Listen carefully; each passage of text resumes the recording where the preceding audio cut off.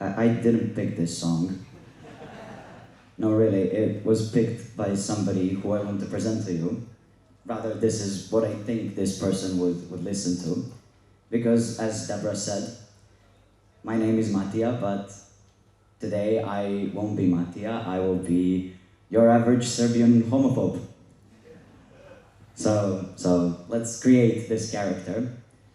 First, we should think of age. We have homophobes of all ages in Serbia, but I think this person should be young, like very young, like 16, passionate, and what is most important, very, very, very, very angry. So now we should name him, because it's a he. We have women who are homophobic in Serbia as well, but it is men who are always the angriest and the loudest one. So it's a he, and we should name him Bogdan. Bogdan is an old, nice Serbian name. It means God-given, and since our friend Bogdan is very proud of his national identity and very proud of his Orthodox Christian religion, having an old Serbian name that means God-given is something that he is also very, very proud of. So now let me be Bogdan. Bogdan would wear this. Very masculine. Hey, beautiful. So, let me tell you what makes me so angry. Actually, I don't know, because I'm not very good. Because I'm not very good at understanding my emotions. You see, emotions are for girls, and I'm not a girl, so, you know. When I was younger, my dad used to slap me on the face when I would cry and tell me that only girls and faggots cry, and I'm not a girl, and I'm most certainly not a faggot, God forbid. So, yeah. But if I would ever stop to think about why I hate those gays so much, I don't really know. It's just something that I was told, and everybody says so, and my dad says so, and it's just, everybody says they're natural.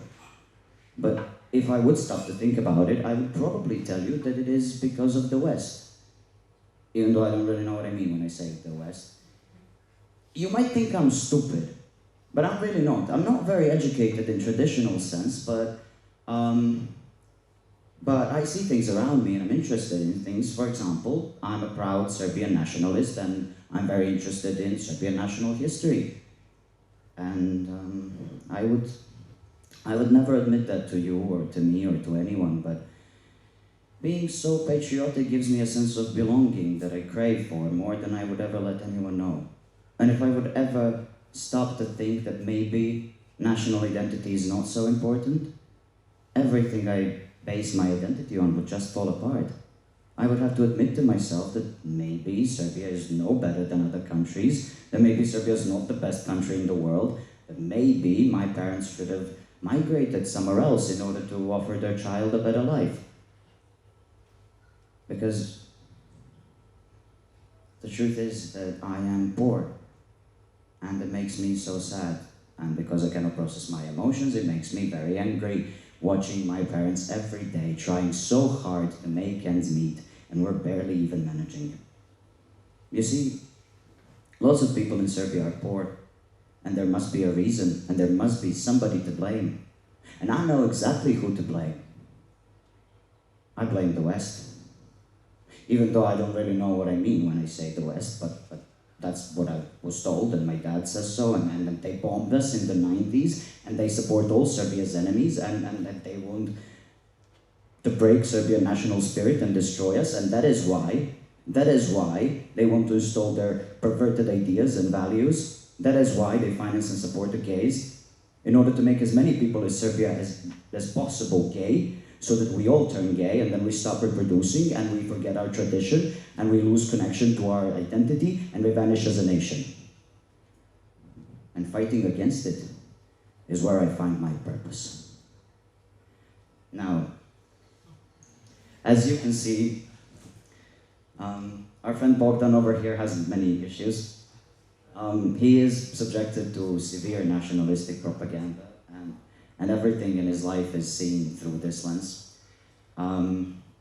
He feels very protective of his people and of his nation, which could even be noble, but his views on, for example, queer people are so detached from reality and so fed by conspiracy theories that can only thrive when people are poor, uneducated, and angry.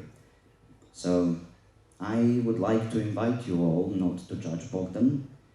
I know, I find it hard myself. But diving deeper into their reasons and ways of thinking gives us a chance to understand where they're coming from and how we can possibly change their mind. I would say education is the answer. I am trying every day as an LGBT plus activist to reach and influence people like Bogdan, to reach and influence Bogdan.